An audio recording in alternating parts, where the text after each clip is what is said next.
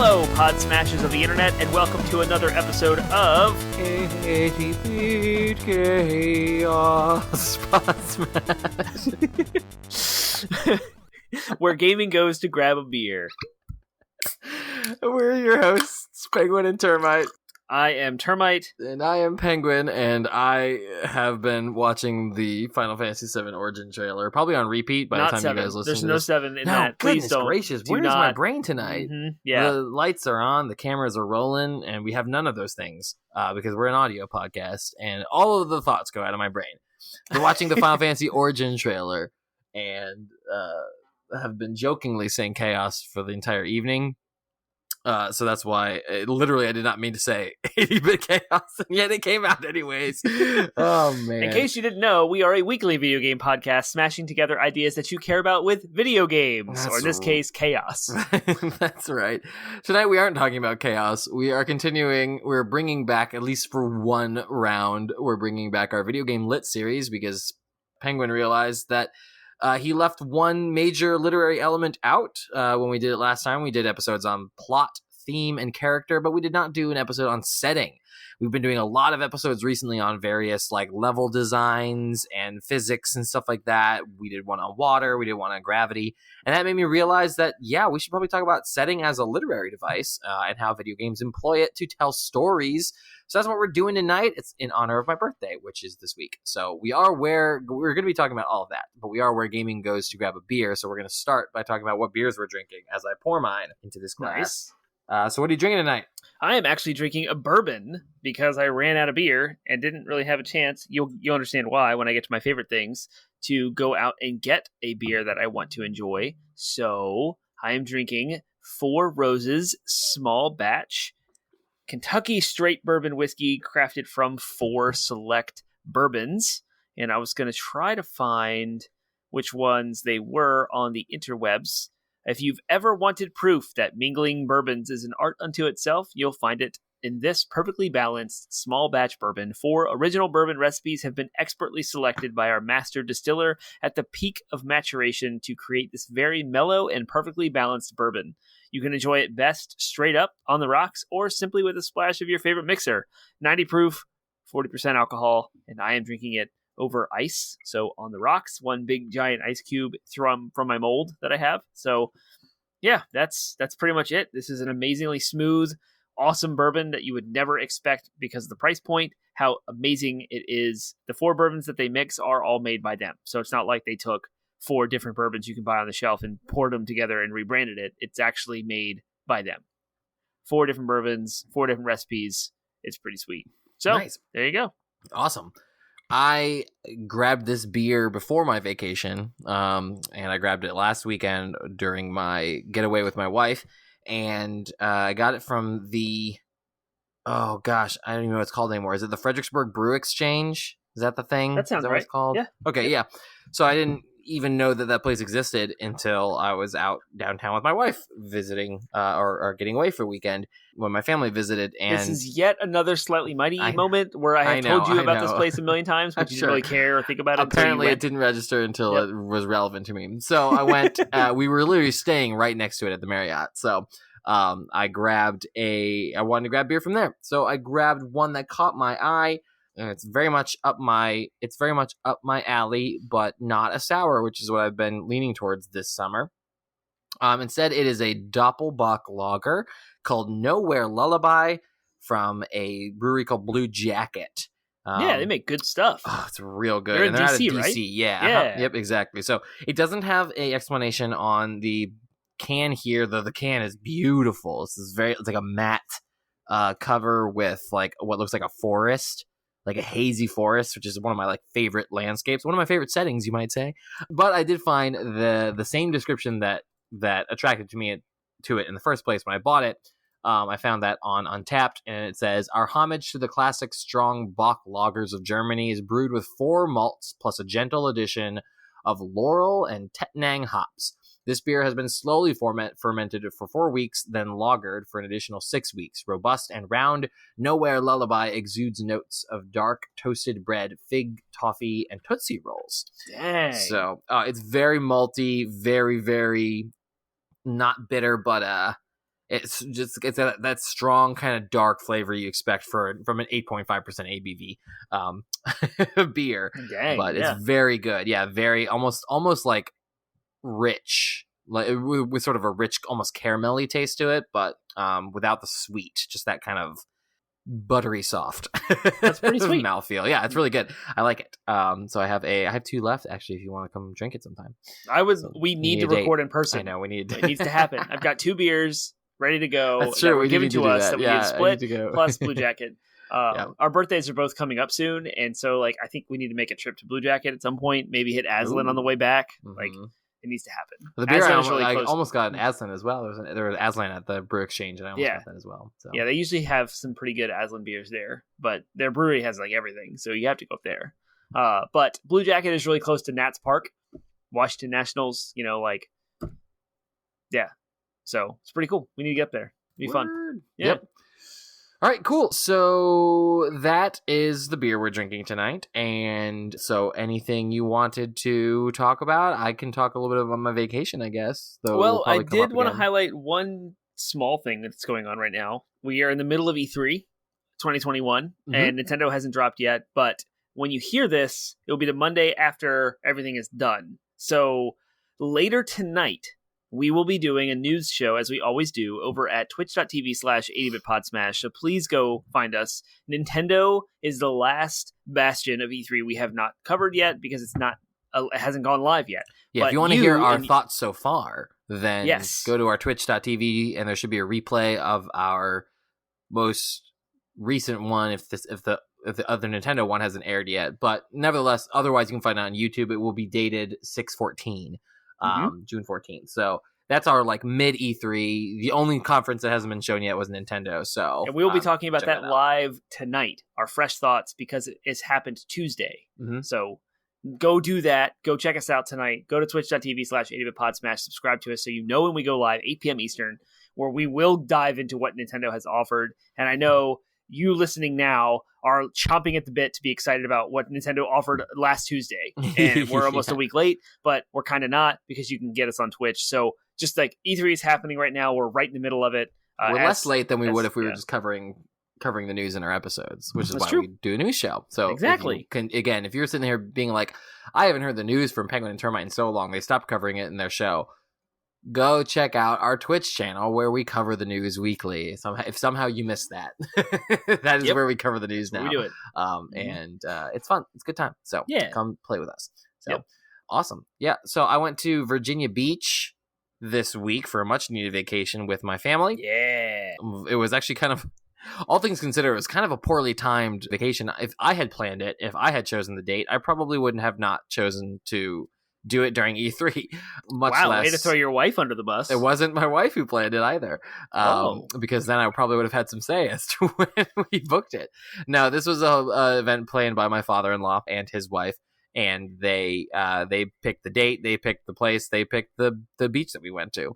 Obviously, my wife had some input, but it was kind of one of those things where my wife was like, "Hey, take this time off," and I didn't think twice about it until I was like, "Oh, that's E3. I guess it's already said and done."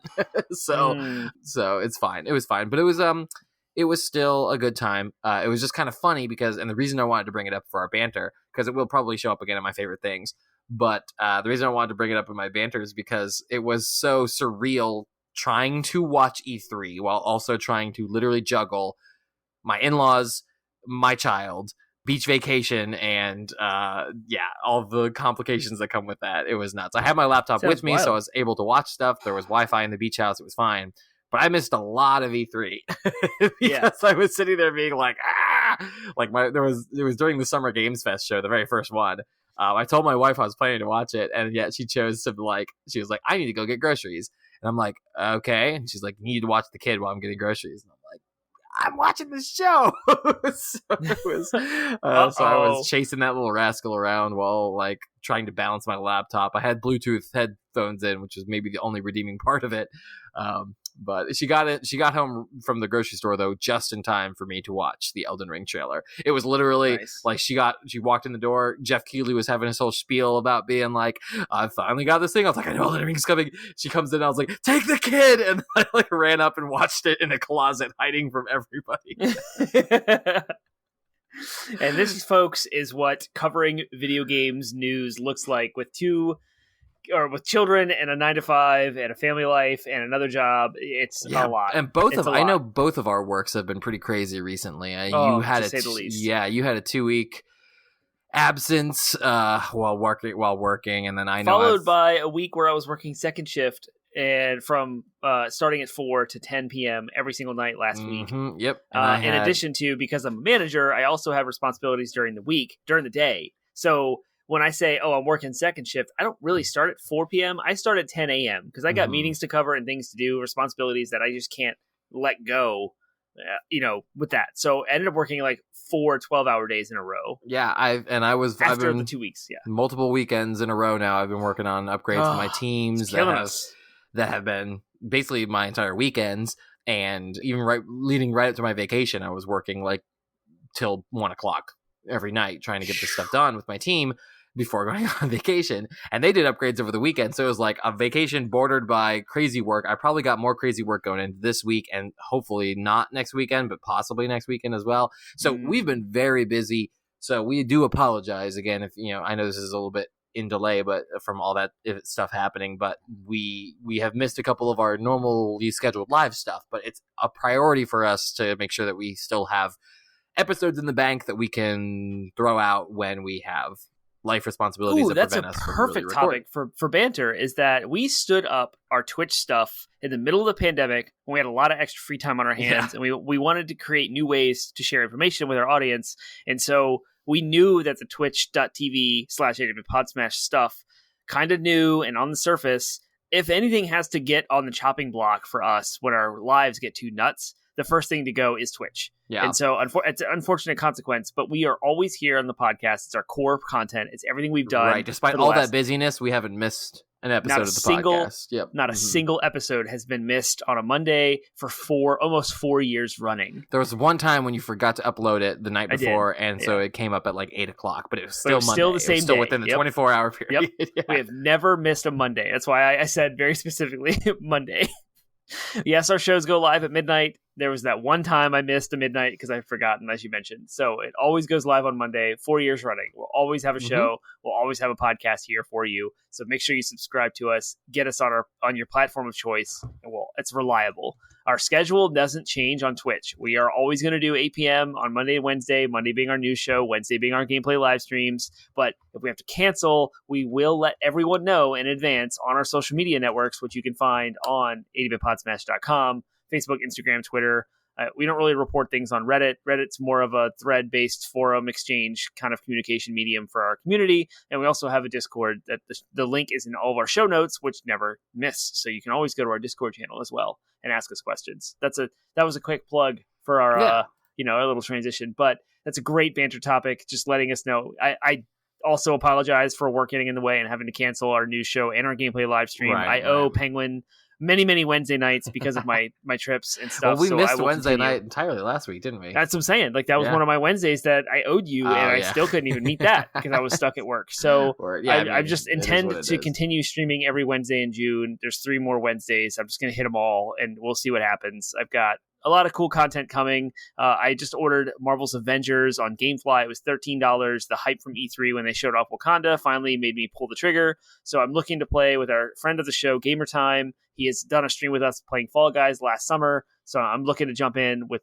Marvel's Avengers with him because he's the only person on the planet I know that has it. So that should be fun. Check out that. I want to play Rift Apart, Ratchet & Clank on PS5 because that's a PS5 exclusive. And more on that on my favorite things. But yeah, so there's all of that. So your vacation and my work is crushing us both, and we both need a vacation, but the podcast never stops. The show must go on. The show must go on for sure. Indeed. Well, the show going on is our favorite thing, but also doing this podcast is our favorite thing. Doing this podcast is our favorite thing. Favorite things is the first major segment of our show where we run you through the things that we are most excited about, that we are digging this week, that have inspired us or excited us, and hopes that you are inspired to go out and find your next favorite thing, whether it is the same thing or a similar thing. Thing. What's your thing? Things. Give me your thing thing. number one. Thing number two. The thing that is my favorite thing is actually my entire weekend. And I'm going to start by saying possibly self-deprecating thing. No, not self-deprecating. This is not a detriment to my wife. I love and adore her. She is amazing and I love her time. But she went away for the weekend. But then she went to go visit a dear friend of ours, which I would have loved to go with her and get childcare and go take that vacation with her. But it was a chance for her to disconnect and go. She had just graduated from grad school. She was buried under childcare from the pandemic and my crazy work schedule and grad school all at once. It finally had a chance for her to have a pressure release valve for her to go visit a friend with no kids by herself, which she's an introvert and absolutely loved. So she did that. And that's for her. It was awesome. And I was glad to take care of the children and the house while she was gone to do that. But it also lined up with a weekend of both three things: E3, Ratchet and Clank, and Final Fantasy VII Intergrade all dropped on the same weekend. And Ratchet and Clank, being a very kid-friendly game, was a fantastic opportunity. It also rained. So I had all of the excuses in the world. The planets lined up. So I definitely purchased Intergrade, or Intermission, if you will, from Final Fantasy VII Remake with the Yuffie DLC. That's part of my favorite thing. I picked up my copy of Ratchet and Clank Rift Apart. That's part of my favorite thing. But also I was shipped the brand new PlayStation Cosmic Red controller, DualSense, which I love fresh video game controllers. It's one of my favorite things in the world. So all of these things combined on the weekend when I had plenty of time to play them and no excuse to, like, I didn't have to worry about, oh, well, I didn't go outside today because I played video games. No, I didn't go outside because it rained. There's nothing I could do with my children outside. So we hung out. I took care of them. All the needs were met. It was awesome. I enjoyed them, but I also enjoyed Ratchet and Clank Rift Apart. It's a fantastic PlayStation 5 exclusive. Absolutely gorgeous. Probably the best looking video game I've ever played to date. Phenomenal. And I highly recommend anyone who has a PlayStation 5, despite the $70 price tag, which we should have a whole conversation about at some point, like, go pick this title up. It's fantastic. The story is so much better than the 2016 reboot. Like, this actually has an engaging story that is gripping, and it involves, like, identity and family lineage, and it's awesome. It's way more deep than I thought it was, which caught me off guard. Nice. I love Final Fantasy VII. The remake ties the ending of the DLC, which I will never spoil, does tie into what we might expect for Part 2. It connects some of the dots. It happens alongside the story of Final Fantasy VII Remake, which gives you some insight as to what was going on outside of the viewpoint of the main party of Cloud, Tifa, and Barrett during the Sector 7 slums bombing. So you get a different perspective. It's fantastic. It looks great. The PS5 enhancements for Final Fantasy VII, I play in the 60 frames per second performance mode, but all of the texture issues, the loading times are stupid fast, like less than 9 seconds to go from, like, the main console thing right into the game. But there's one more favorite thing. There's more. Wow. This weekend was nuts, right? So I had 2 full nights with which to do whatever I wanted to with it after I put the kids to bed. And that's where I played Final Fantasy VII primarily, because there's some cussing and violence and such. So I also finished Fast and Furious 7 and Fast and Furious 8, both Friday and Saturday night. So I am now 100%, 98% caught up on the Fast and Furious franchise. I have watched every movie in the franchise leading up to 9, which comes out this Friday from the date of your recording. It's Friday the 25th. I cannot wait. I am here. Fast and Furious, Vin Diesel, The Rock, Paul Walker, R.I.P. I am so ready for Fast and Furious. I was able to watch them both. I almost cried. It was wonderful. Fantastic weekend of just disconnecting. I took off Friday from work, so I had a 3-day weekend after the nuts that has been going on, and I needed this desperately. So it checked every box. I am refreshed. I hit work today, like, ready to go. It was awesome. So this whole past weekend has been my favorite thing. It's probably the longest I have talked about a favorite thing in a long time. So there you go. Absolutely not true. Okay. Well, then enlighten me, sir. You actually did a pretty good job. You kept it pretty short this time. It was like 4 minutes. I don't know. Yeah, like a good solid 4 tight minutes. That's good. I appreciate that. Yep. Yeah, awesome. Great. Yeah, I haven't gotten those. Probably would have been my favorite things, but unlike you, I don't tend to bring consoles with me to the beach for a lot of different reasons. And especially considering this was like an in-law family vacation, I think my wife would have changed the game for me. If I never go on vacations except for, like, well, my parents, I do. Sorry, I changed. I digress. Sorry, go ahead. No, it's fine. Yeah, Yep. but also, you know, my kid is at an age where I don't also. I can't trust the place is going to have the ability for me to keep my PlayStation 5 like out of reach of him, and Right. and yeah, and then also my niece too. So it was just I was like, you know what, it's fine, we'll disconnect altogether. But I've been itching to get into Intergrade and Ratchet and Clank, and had like a total of like 40 minutes for any of those things this afternoon since we just got back today. And I played a little bit of Intergrade, but not the new content, just the old stuff to see how it looks. Anyways, all that's just to say that my favorite things, of course, are related to my vacation. It was nice to get away. Again, I didn't plan this vacation, so I didn't pick the beach. Typically, my beach area of choice is the Outer Banks in North Carolina. That's where most Virginians tend to go for their beaching, as opposed to Virginia Beach. But my father-in-law picked Virginia Beach for our vacation, and not my first choice. However, it was only 2 hours away, which is a nice pro in that category. But I'll say this, and the reason I'll bring it up as my favorite thing is it was a very different change of pace than what I'm used to for a beach trip. The Outer Banks is generally pretty, spread out. There's lots of beaches all the way up and down the coast. So people tend to be a little bit more spread out during the summer season at the Outer Banks. There's not quite as much like concentrated development in the Outer Banks, whereas Virginia Beach is just kind of like, it's basically a city in and of itself, and it's consolidated all in a very kind of comparatively small stretch of beach. So it's packed, and there is like massive building developments all the way up to the beach. There's crazy traffic. There's a crazy nightlife of clubs and bars and stuff, and the beach is just packed. The weekend we went, there was a soccer tournament. If all of this sounds terrible and sounds like I'm kind of trashing it, it was a fascinating change of pace. It was not unenjoyable. It was crazy. I mean, again, like, I'm an extrovert, so of course people are gonna like, woo, yeah. So let's to highlight, go. I'm here for it. It was interesting. And again, I mean, I was there with family and like kids, so it wasn't like I was bar hopping or going to clubs or anything like that, except for one night. And this is kind of to highlight. This is the kind of golden beating heart of my favorite thing here. Is my brother-in-law Mike and I got out one night, just two dudes, and it was it was one of those moments where it's like, why do we leave the house? So, because everything went wrong, but it was such an adventure. So first of all, the first thing is our goal was, he said that he had seen a place where you can get a margarita in a hollowed out watermelon. And I was like, that sounds like the best thing in the world. Let's go find that and do that. That's what I wanted to do. Yeah. So we walked down to the downtown Virginia Beach area near the boardwalk, and we started looking for this place because he said he didn't exactly know where it was. This was after, of course, crushing 3 Modelo's each. Yes. We literally just where did you get those? 3. We got those at like Harris Teeter or something nearby. So just 1, 2, 3 Modelo. Hold on. I want to hear the story.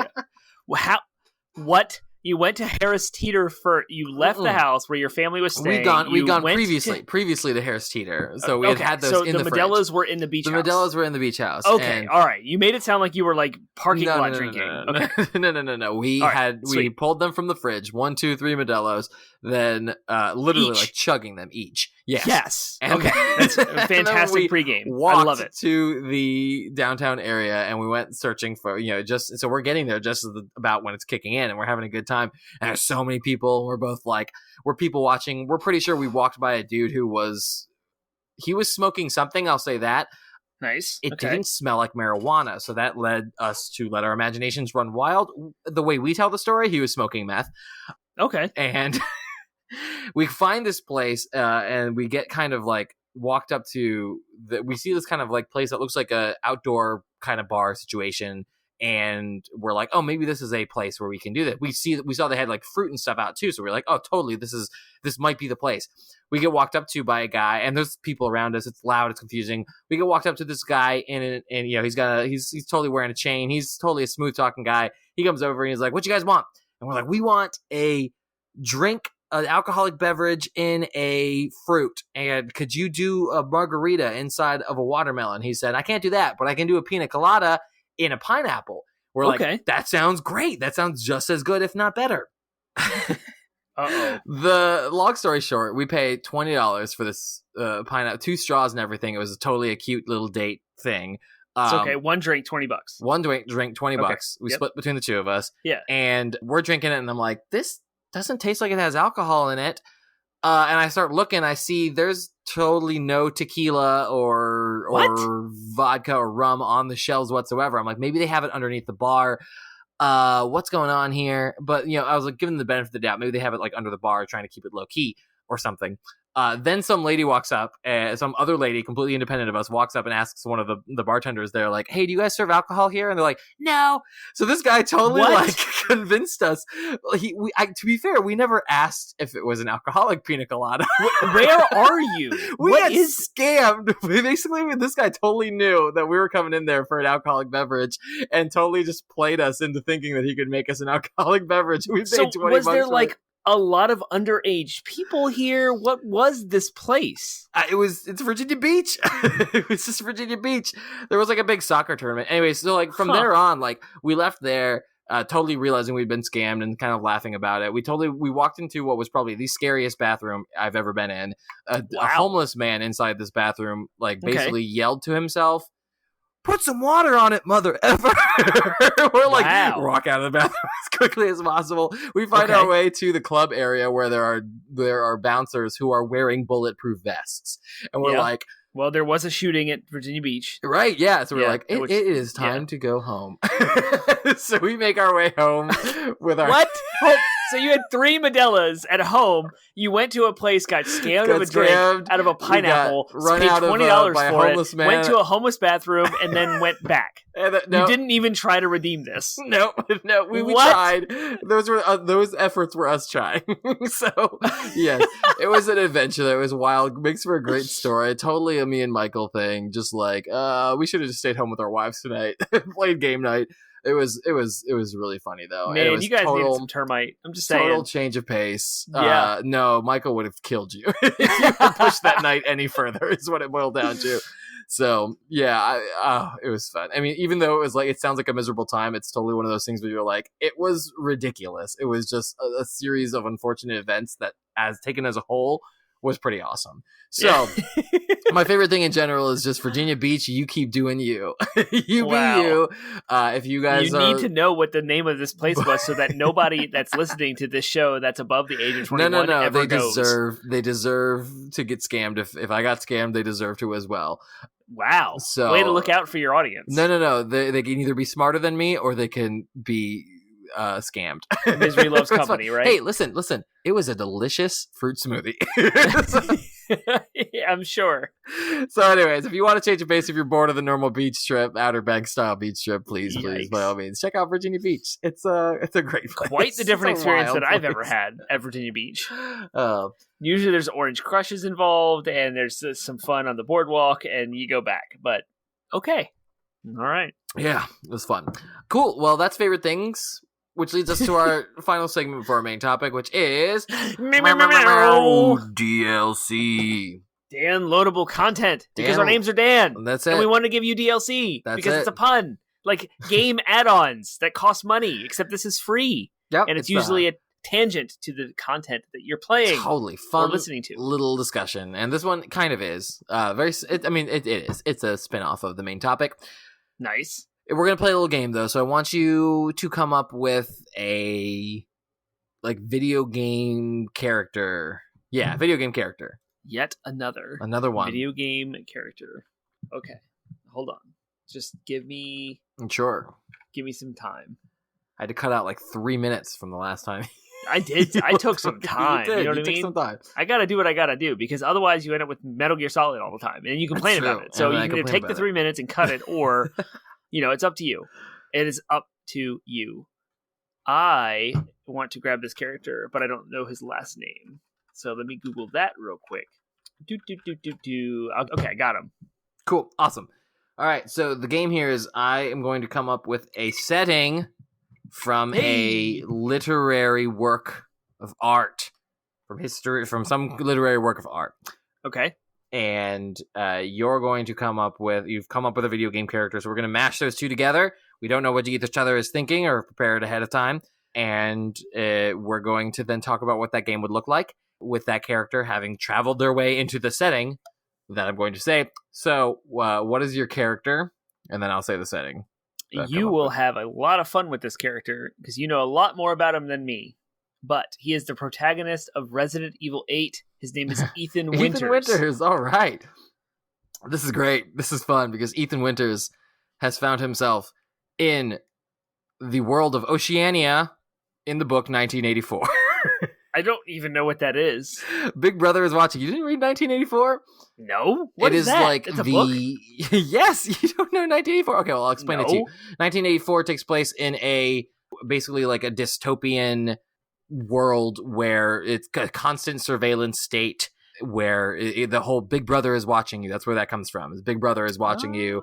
Okay. And it's this, this super oppressive authoritarian government that is watching everybody and constantly stamping out rebels and dissidents because they're watching everything. And they're, it's totally it was written in 1950 by George Orwell. Mm-hmm. So right after World War II, when everybody was scared of the communists. And it was his vision of what the future would look like if, the world kept going the way it was going. And that's why he said it in 1984. So Ethan Winters shows up in this basically surveillance state. What would that game look like?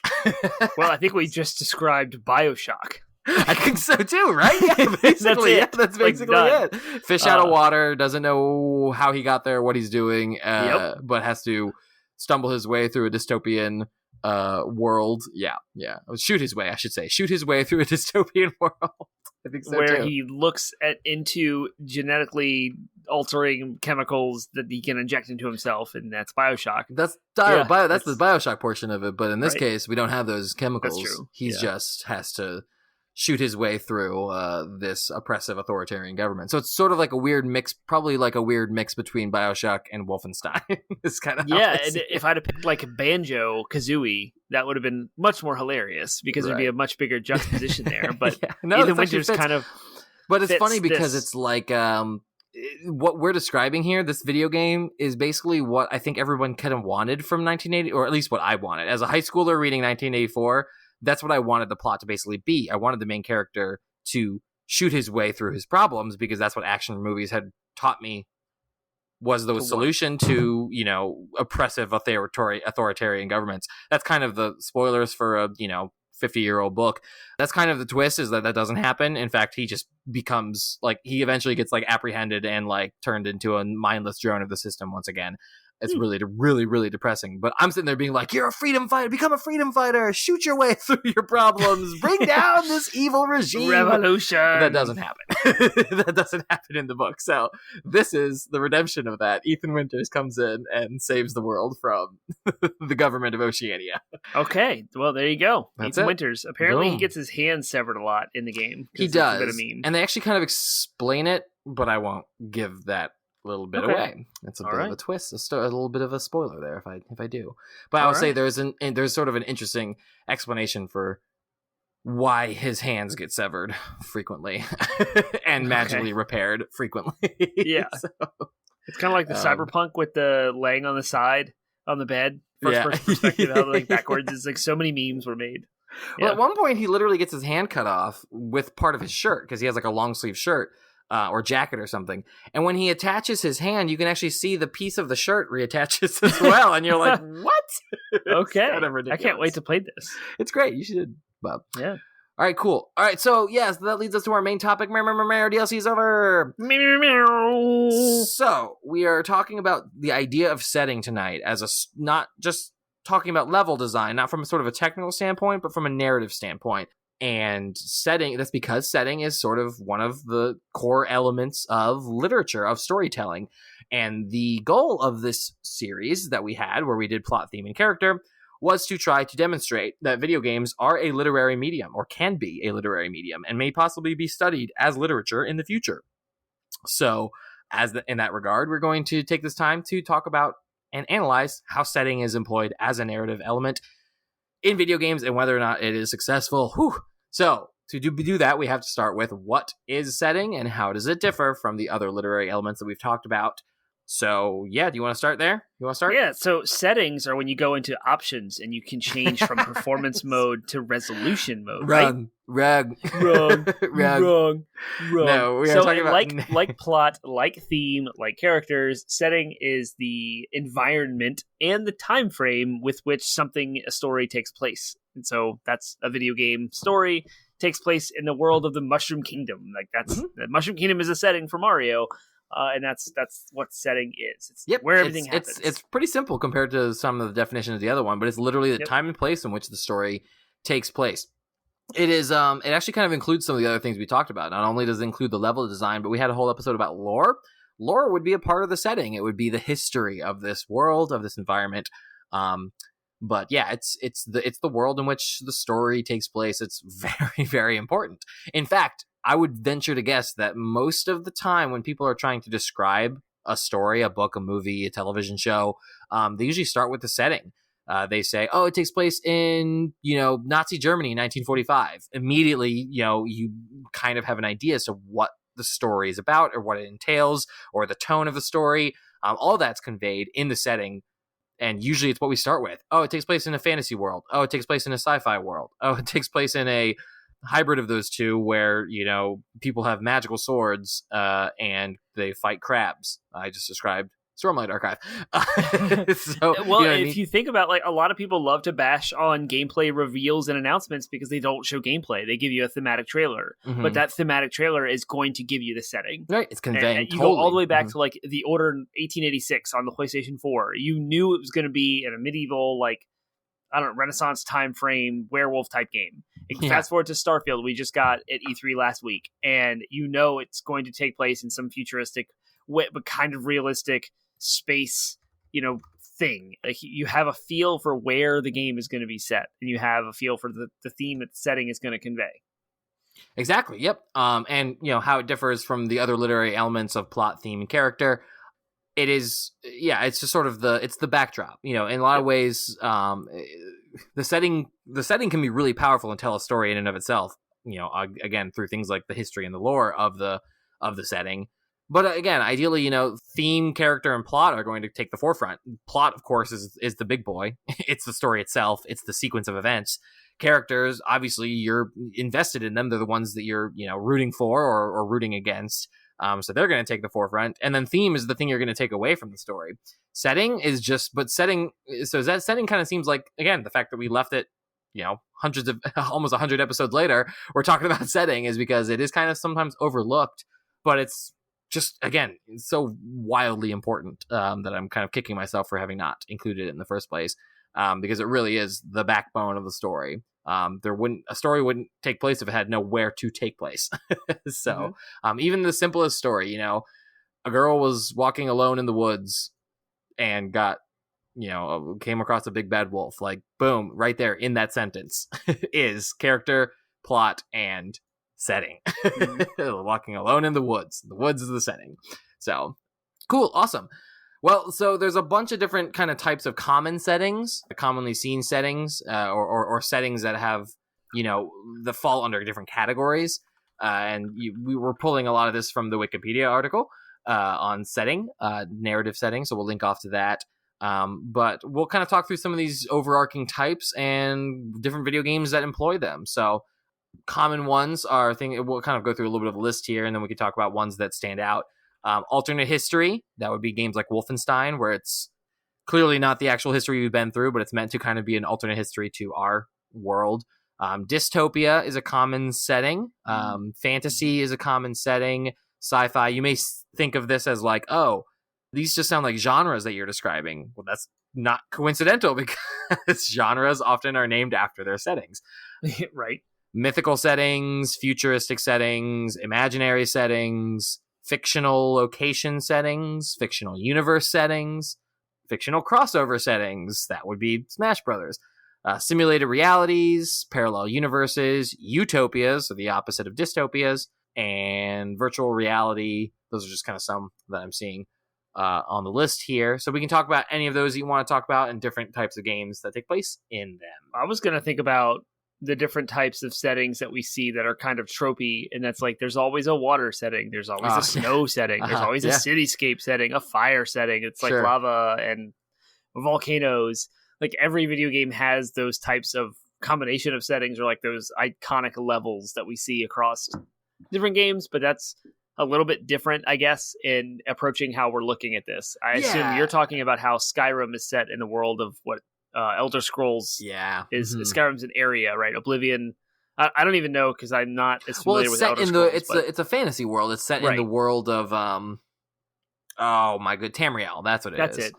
Tamriel. And Tamriel has all these different regions that you're describing, and those are also settings. What's cool about the Elder Scrolls and the way they employ setting is, you know, they've through their lore and through the games they've had so far, they've exposed the players to all these different regions as things that are talked about in each game, but each game is set in a unique region. So Morrowind is set in the region of Morrowind, where they talk about the region of Skyrim, but you didn't actually see Skyrim until Elder Scrolls 5, I guess. Yeah, Skyrim, right. and then that was, and Oblivion took place in, I don't remember which region, but and then a lot of those regions are playable in their Elder Scrolls Online. So it's the way they employ setting. They kind of like hint at different settings within their overarching setting of Tamriel. Mm-hmm. But setting goes hand in hand with world building. You know what I mean? Like the idea of world building, especially when you're talking about speculative or fictional settings. I mean, look at how the Witcher series compares to Skyrim or the Elder Scrolls. They both have very similar settings. So to me, they almost have the same vibe. Mm-hmm. What differentiates the two is all of the other things like character and mechanics and lore. But you get, if you saw a trailer of The Witcher and you saw a trailer of Skyrim and you didn't know anything about the two games, you would get very similar vibes because their settings are identical. Yeah. The fantastical kind of Renaissance medieval setting that they have. Yeah. So I mean, I love, like, one of my favorite games and the way it uses setting is BioShock, the BioShock franchise, because their settings are such a unique juxtaposition of a bunch of different types of things. So there's elements of the real world, but it's also very fantastical and sci-fi.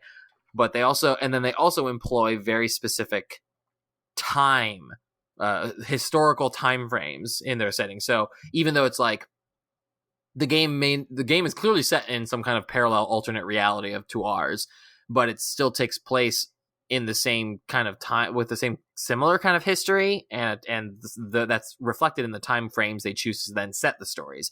So BioShock 1 is set in like what would be like 1950s, I think 1940s, 50s, kind of right after the World War II, where it's very industrial and has a lot of that like old timey kind of flavor to everything, from the UI and everything to the UI, to the character voices and everything, to the clothing and style. It's very 1950s.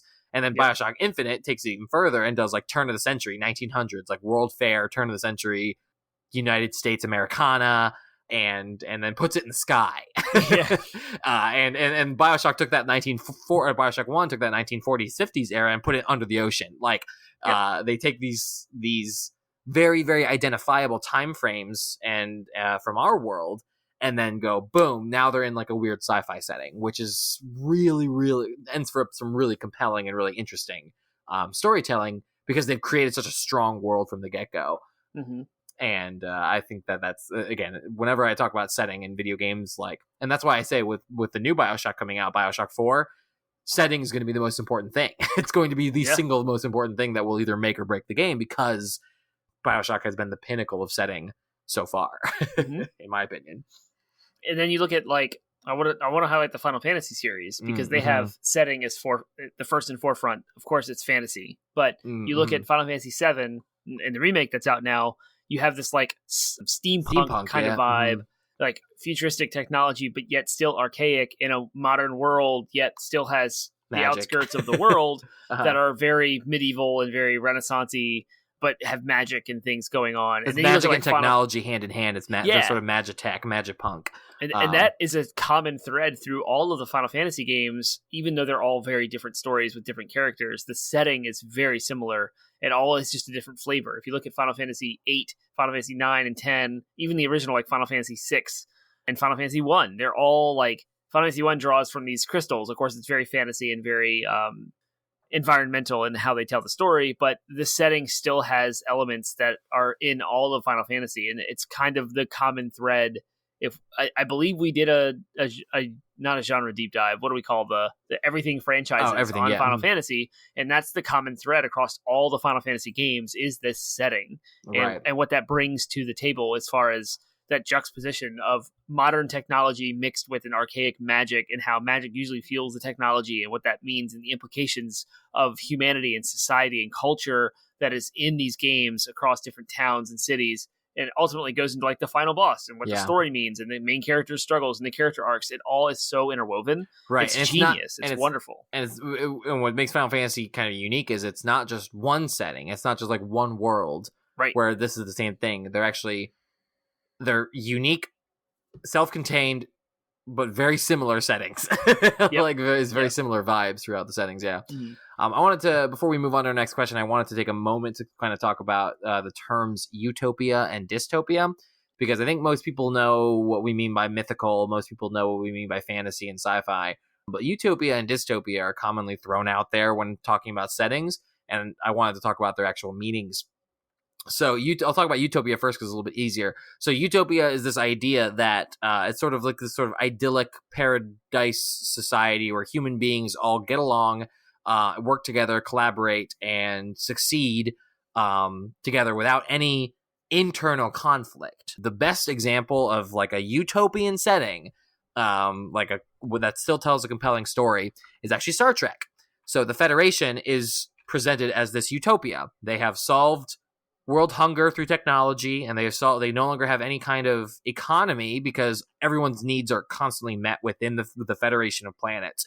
And all of their problems, all of their struggles come from external forces, come from alien races outside of the Federation that they're always trying to incorporate inside the Federation.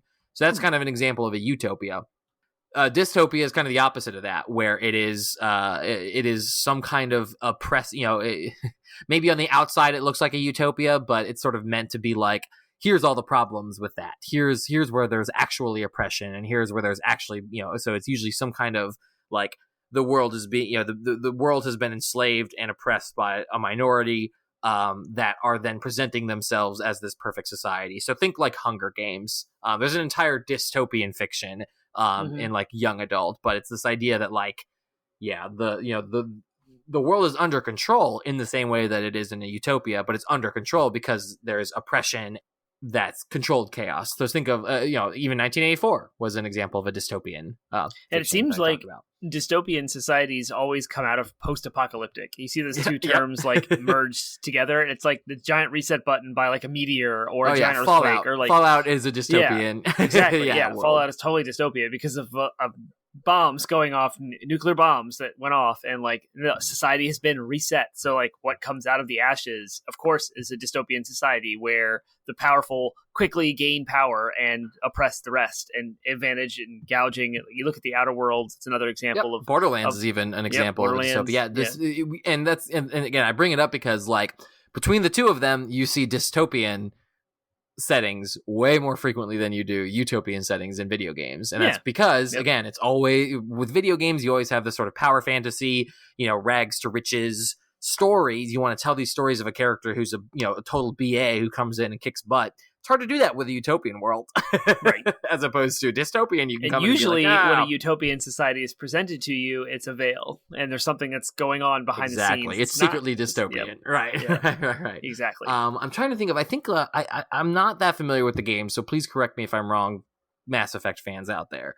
But I feel like the world of my experience with Mass Effect was it was kind of a utopian society because the major threats were external. I'm pretty sure there's like a betrayer, like a bad person that's on like within the utopian government or whatever. So I don't know if it maybe throughout the playing of it shatters that idea of utopia. But I feel like what's presented early in Mass Effect 1 is this utopian society that's facing an external threat, as opposed to a dystopian society that, again, the threat is the society itself. So, but I know there's examples of utopias in video games, but I'm blanking on them right now. So, c'est la vie. So yeah, that's a bunch of different types of stuff. What are some settings you don't often see in video games, and where do you think that video games tend to struggle with employing setting, or where do you think are some pitfalls of setting as a storytelling device in video games? For some reason, I don't really know. But I'm thinking because there's a massive push and weird trend of pushing towards space and astronauts lately, that I guess in modern gaming, outer space has been kind of not touched on a whole lot. I know we mentioned Mass Effect, but it seems like Ghostwire Tokyo. No, there was that PlayStation 5 exclusive. It's not Returnal is one of them, but there was the other one that had the astronaut in New York City that was floating away, and I don't remember what it was. Then we have Starfield. Mm-hmm. And there's like all these new games that are coming out that are really pushing the whole space astronaut stuff. Yeah.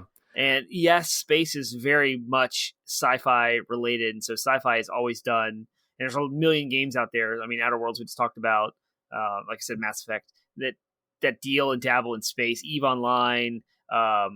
What's that? Lost Planet. Is that what it's called?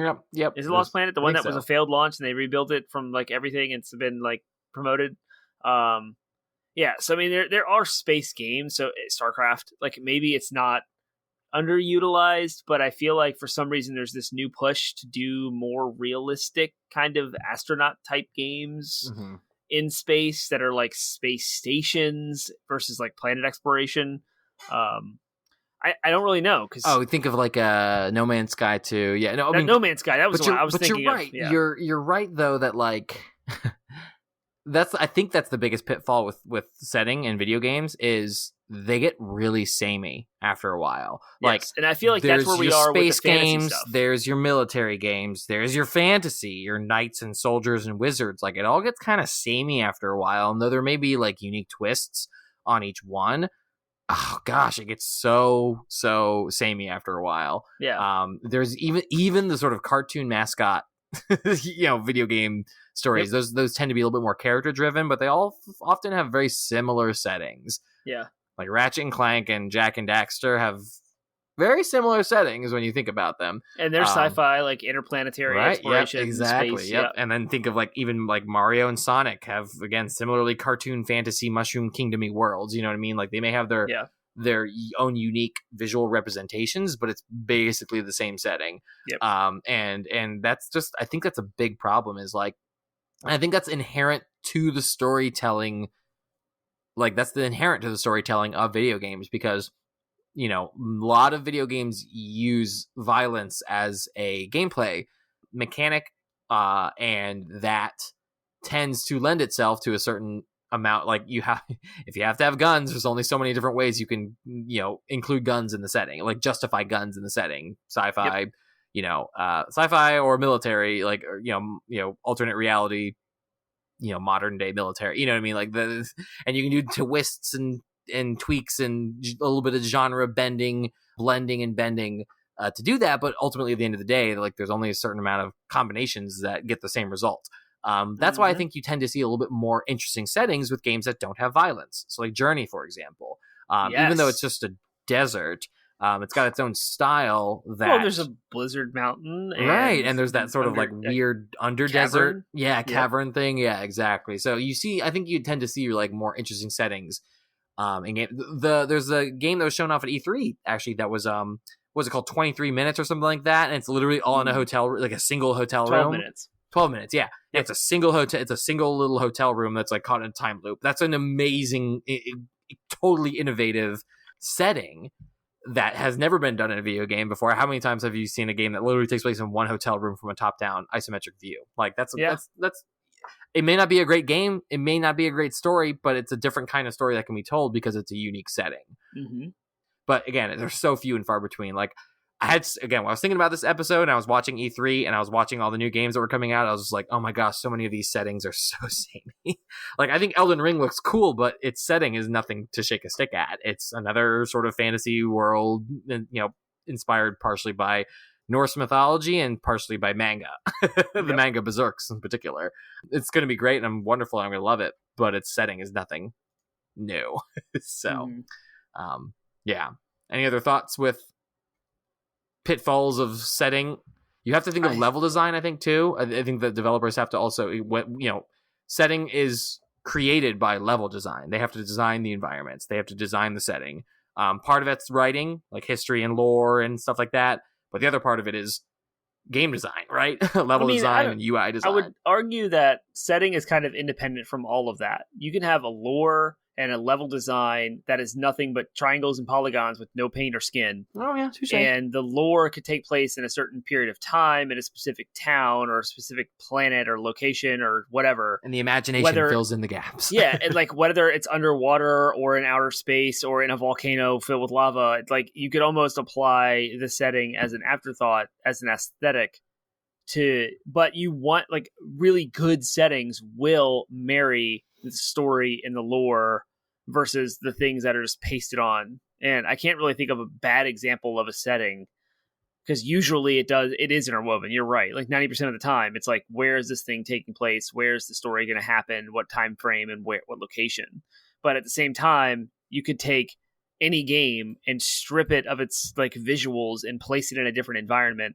And that would be a fun experiment to see what games would still be the same game or would completely break. And the ones that completely break would be the ones that did setting correctly.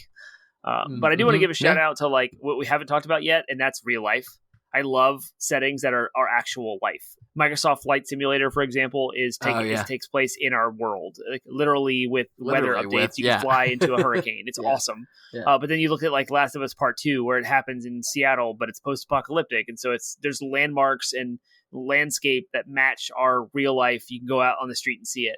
And some of the like military shooters that you talk about, despite being kind of samey with the whole shooting mechanics and all military stuff, like they take place in our actual towns. Yeah, they take the setting. They take the setting where whatever city they decide to place them in. They tend to take them seriously and at least want to try to employ landmarks. I think of like Spider-Man too. Yes. Spider-Man as well, where they designed the level when they designed the level of New York. They basically just like took a map of Manhattan and then just like they lined up all the streets, and maybe they replaced some buildings with like the Avengers Tower or whatever. But they still, they lined it up to be like, oh yeah, you could. I've been to New York once, but like I've been to New York a lot in Spider-Man. Yeah. So that's definitely a cool part of setting we haven't talked about. Well, that kind of segues us nicely though into our last question that I want to finish with, which is how do video games work with setting in a way that other storytelling mediums can't or don't do? And that's one of them. Being able to take real world settings and tell new stories there in a way that still allows you to explore. Just the idea of exploration in general is something that other mediums can't do. A book, I think of, even a big, huge, massive, immersive story like Brandon Sanderson's Stormlight Archive that I plug constantly on this show. He builds this entire world, but he only ever can explore one part at a time, and he's the dictator of what part of the world you're exploring. You can't just be like, well, he sounds like he's talking about this cool stuff over in the Makabaki region of the world. Maybe I want to go. You can't do that, but in video game, you may very well could. They can create worlds in which you can be in control of where you go and how much of the setting you take in.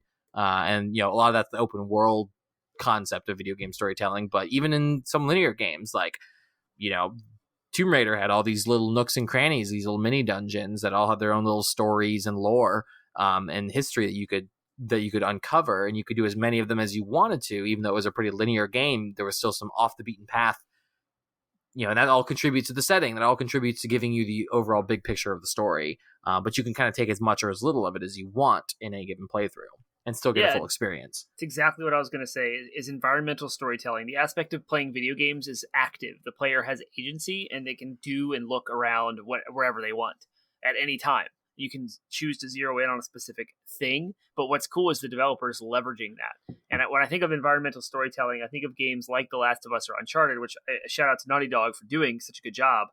Being examples here that I can think of right off the cuff is you can get so much of the backstory of what happened in these locations by what's laying around, what's random, what are you tripping over, what do you see on the walls, like what what is happening. And like Breath of the Wild, as we always talk about, because there's never an episode of 8-Bit Pod Smash where we don't talk almost about Breath of the got Wild. through. We were 50, almost an hour in. I was just thinking about it. I was like, hey, we haven't talked about it yet. But we know that Breath of the Wild story takes place 100 years after this thing that happened, this major story event, and you can see what has ravaged Hyrule. And yes, it's open world, but you can explore in the ruins of what happened, and it all adds to the story.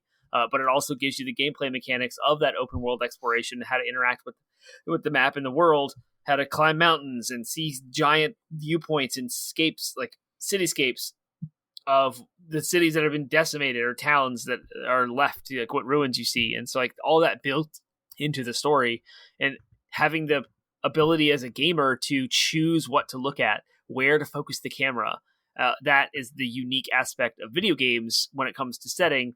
Is any game, whether it's Mario 1 where you're side scrolling, you can choose to hang around and look at the mountains in the background and the clouds and notice that they have little eyes, and you're like, why are they smiling? That's kind of weird. And then you can go to the instruction booklet and like get some lore and understand that like enemies or town folks were turned into blocks and some weird things were going on with whatever happened, and shrooms and such were going on. I did not know that. You taught me something about story. Yeah, it's wild. But like you can explore all the blocks. But even if you don't do that, you still get the vibe. Like it still tells a story, whether that story is consciously registering or not. And that's what's great about video game storytelling.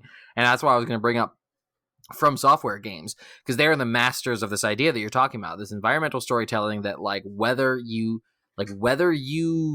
are the nerd that delves into it and makes the connections and reads every bit of text or not, or if you're the guy who just speeds the way through it and kills all the bosses and wins, you still get some story, and it's kind of you're in control of how much of it you take in.